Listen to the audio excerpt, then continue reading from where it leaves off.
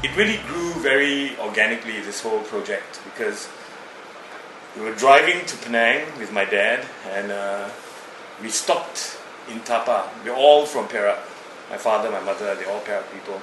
And we stopped in Tapa where he grew up, and just looking at the river where he swam, it kind of gave rise to this very romantic notion of doing 20 landscapes about my father, really.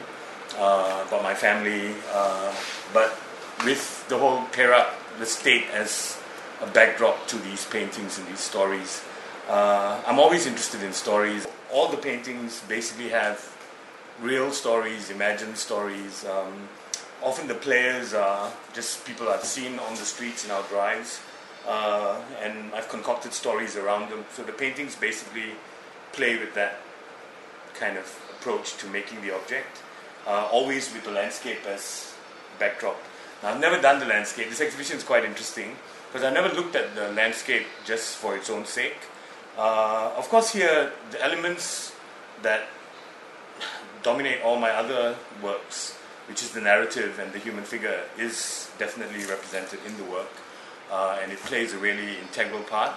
But I am looking at the landscape, which I think, because of the tragical sense of what it is, has been kind of ignored in the last, in contemporary practice. So I've gone back to that. I'm also interested in issues of scale, right? In the need to have to make these big honking things that seems to be the way forward for artists, but to go back to the art object, to look at it very intimately, to think about detail and not be so bothered with the concept of biggest. So the process involved me driving with my father, a lot of fighting, a lot of laughing as well, and just listening to stories and looking at sites of the places where he grew up, the places where his family had lived in, where my mother was, because my father courted my mother in Perak as well. And of course the ties which we inherit from our parents. It's their place of birth and the place where they grew up. So all our school holidays were spent back there. And interestingly enough, I had a Chinese ama who lived with us from the time I was born till the time I got married. Right? She left when I got married, and she was from Perak. And all our school holidays were spent basically going back to her hometown in Batu Gajah. So we'd spend 2 weeks, 3 weeks in the great state. There are connections which go beyond just the visual. It's very atmospheric. I think the works definitely are very autobiographical, as always. Basically, it was driving with my dad. We did about 5 or 6 trips. Took the train to Taiping. It's reacquainted myself. I don't think I've been listening to my father for 20 years now, since I kind of grew up. So it was quite interesting to kind of get reacquainted with the stories from my youth. Perak being kind of the richest state in the country at one time because of tin, a lot of the migration of my family, they all came straight to this state because there was a lot of work there. And so we have long routes that go back in Perak. And so what we did was we drove through exploring all kinds of things, like from food to just as I said, the natural landscape, but of course always the people. They're very distinct people, I think, and it was an interesting process to go through that.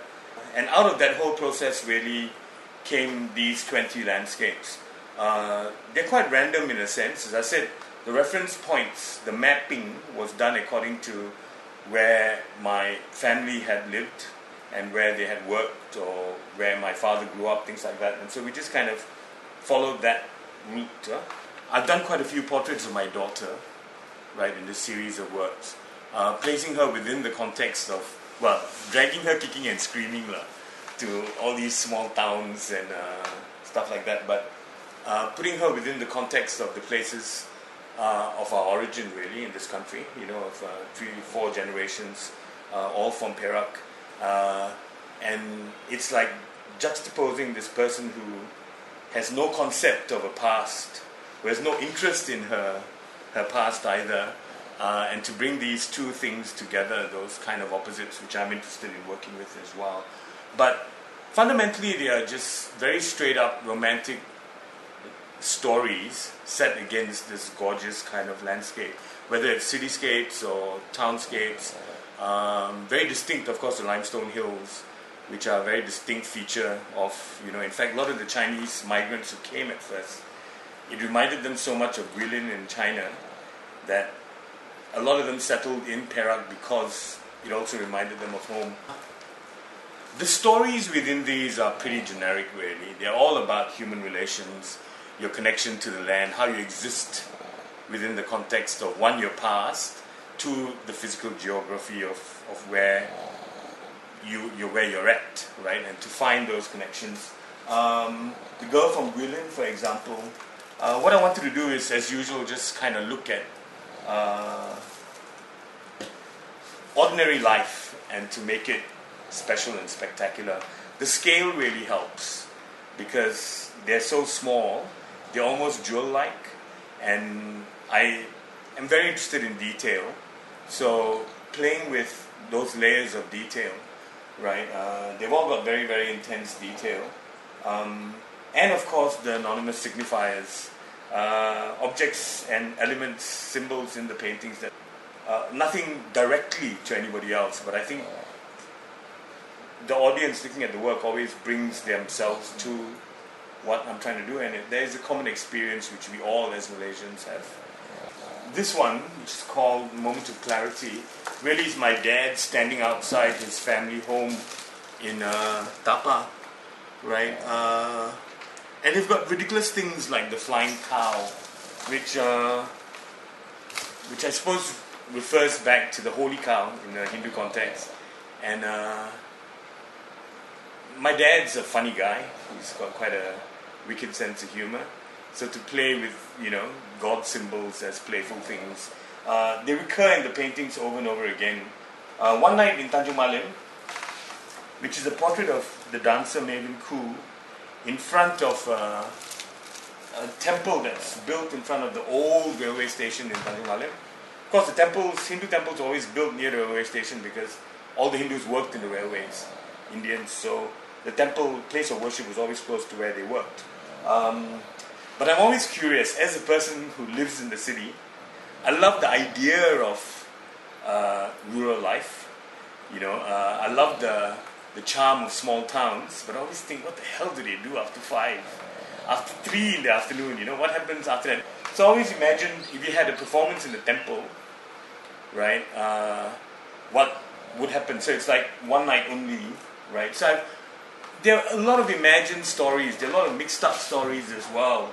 And of course iconic locations, the cement factory champion, this one, the cement factory that's just outside Ipoh, and playing with the idea of how we coexist with our environment. We're all obsessed and confused about where we fit and how we fit and things like that. So to really bring those kind of contradictions in a way, right? The kind of obviously my daughter is very city oriented, and you take her out of that and you put her within the context of our historical past, and she's just oblivious to it, and I want to capture that as well.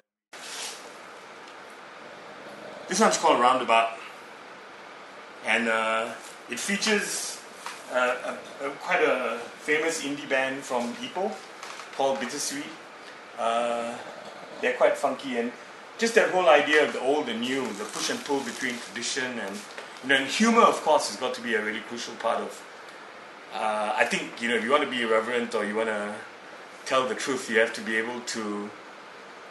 When you tell the truth, it softens things if it's tinged with humor, and you must be irreverent about everything. I think I like the play of the Sultan and his wife, and basically. This is called Still Holding Hands, and this is a couple I actually saw in Batu Gajah. Quite amazing because she's got her hand firmly clasped around his, and just playing with the the whole concept.